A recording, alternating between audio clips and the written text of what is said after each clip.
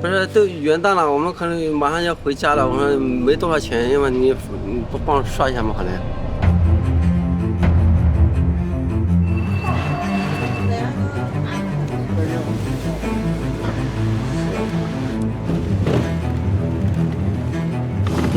越慌。我感觉运了一股，根本就想到以后的事情，根本没办法生存。